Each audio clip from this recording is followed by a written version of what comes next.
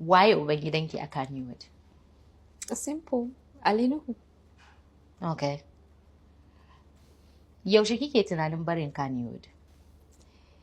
To duk sanda Allah yi. Kin san na ce miki ina so ya zama producer. To kin ga ko babu ranar da zan ba Kannywood in dai na zama producer. Ko da a ce na yi aure, zan daga producing. Na gane. Zan zama ɗaya daga cikin crew kenan. Tunda zan daga producing. Na gane. So yanzu misali tun da kika fara Kannywood har zuwa yanzu, menene abin farin ciki da bakin cikin da ya taba faruwa da ke? Abin farin ciki kam sun faru da yawa. Ba zan iya misaltawa ba. Na bakin cikin ma sun faru, amma dai gaskiya ba zan iya tuno su ba saboda ba su da yawa. There are few, and da abin da ya faru ya wuce ni a guri na ya riga ya wuce. Ba na iya riƙe abu har in ta tunanin shi gaskiya. Wani babban kyauta aka yi miki a sanadiyar film series da kike yi na kwana 90? To kyaututtukan suna da yawa gaskiya, amma ɗaya daga cikinsu shine filin da aka bani banda oda kyaututtuka na kuɗaɗe. Masha Allah. Waye ƙawayenki a Kannywood? Gaskiya ban da ƙawa. Haka ne nake yawo da ni kaɗai. Everybody don't have friends now. Kowa ya bi jirewa ƙawaye lafiya.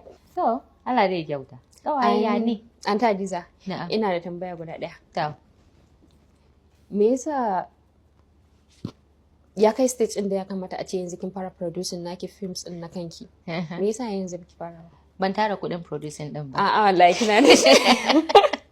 Muna tara kuɗin tukunna idan mun gama tarawa za mu zo mu fara producing. To Allah ya kai mu. To amin.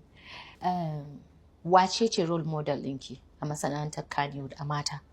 Wacce kafin ki shiga harkar fim kike kallonta kike cewa okay ina son in zama wance? Gaskiya kafin in shigo ba ni da wata wanda nake kallonta in ce wai gata, saboda na farko mu a gidan kin ga dai a lokacin ma ni ba ni da wata waya da zan ci ina kallon abubuwa a ciki. Then yawancin abubuwan da nake kallo films din yarbanci ne, to babu wani wata a can namu ta can ta ya Hausa yake babu namu a can da zan ce ina kallon ta tana burge ni, shi yasa na shigo. Kawai ni dai ina da wannan abin a cikin jikina, ina son in yi film, ina son in yi acting. Amma me yasa baki zabi ki yi fim din Yarbawa saboda Yarbanci ba, saboda su kike kalla? To gaskiya abin da yasa ban zabi ne na san ba, saboda bana jin abin da suke cewa. Okay. Muna kallo ne ana fassara mana.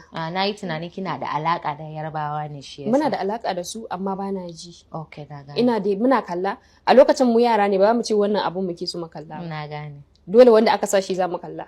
To na gane. To jama'a muna ci gaba da tattaunawa da Rayya, za mu je mu dawo.